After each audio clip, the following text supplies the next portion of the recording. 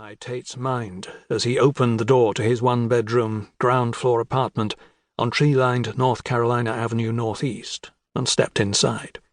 He hadn't been home in months, not since the summer, and he had to concede that he hadn't much missed the place. He'd made it a loner's paradise, sparsely decorated with off-white walls and hardwood floors, and no room for guests to sleep over. Not that that had been a problem. The doormat was tellingly covered with junk mail. He kicked his way through all 3 months' worth, knowing he'd have to sort through it all at some point just in case there was anything important. There rarely was. He set his briefcase and suit carrier down, thinking it made the decision of where to live with Jean once they were married all the more straightforward. He'd happily live wherever she wanted to, and in any kind of home she wanted them to make for themselves. But that was all for some other day. As was the research he'd been conducting into his own family history since discovering the names of his biological parents. All his plans had come to a shuddering halt when Special Agent Reese had called. He remembered exactly what he'd been doing at the time. He was with Jean at her apartment in London, partway through helping to clear the table after the romantic meal they had shared. He even remembered the smoochy love song that had been playing on the stereo, courtesy of Luther Vandross. "Mr. Jefferson Tayte?"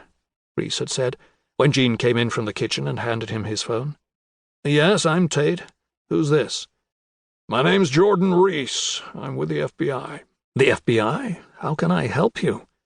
The music stopped playing at that point, and suddenly Jean was holding his arm, listening in. Her concerned expression matched his own. "I'm sorry to disturb you, but I need to ask you a few questions." "What's this about?" "I'll get to that. First, can you tell me if you've been in England long?" "How do you know where I am?" "Your cell phone.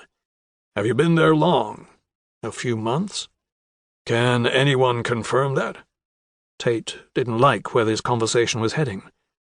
"Yes, my fiancée. She's right here beside me. Do you want to ask her?" "No, that's okay for now." "For now?" "Look, you going to tell me what this is about or not?" "Mr. Tayte, I'm in charge of a murder investigation that concerns you. That's as much as I can say for now. We'd appreciate it if you could come in and talk to us." "In D.C.? Tayte couldn't quite believe it. "Yes, in D.C. I can get you on a flight tomorrow." Tayte paused, looking into Jean's eyes before he spoke again. He was supposed to be going to Scotland with her for the week-long Scottish monarchy seminar she was attending. They had a double room booked. He'd planned to spend the evenings with her. How could he do that now? If he didn't go back to D.C. to help the FBI with their inquiries, it would only serve to implicate him in whatever was going on. He also wanted to know why the FBI thought this concerned him. "Let me have the details," he said, sighing as he spoke. He could already see the disappointment in Jean's eyes. He felt the same way. When the call ended, Tayte kissed her and went over to the CD player.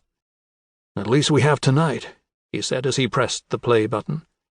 Then, as Luther Vandross's silky tones filled the air, he embraced her and they danced in slow circles, 2 bodies entwined as one. "You will be careful, won't you?" Jean whispered in his ear. "You know me," Tayte said with a smile. "That's what I'm afraid of." Tayte kissed her again. "Don't be afraid. I'll be just fine. I'll call you as soon as I land." That was only yesterday, but he missed her already. It was just after 6 in the evening and night had begun to fall on the streets of D.C. Tayte hung up his jacket, switched on the light and the heating thermostat, and made straight for the coffee machine, still ruminating over everything he'd seen and heard that day. Much as he loved to think of Jean and the times they spent together, right now he had other people to focus on, and there were lives at stake. His former clients' lives, for whom he felt an overwhelming sense of responsibility. There was a small, flat-panelled television on the kitchen counter, the only set he owned, used just for the news channels. He stared at the blank screen, lost in his thoughts. Who's doing this? It was someone he knew, or at least someone who knew him, but who? How does he know who my past clients are? That had Tayte stumped. What do these pieces of genealogical wheel chart mean? What message is the killer trying to send? The charts he'd seen were not his own. They had been crudely drawn, and they were far from complete.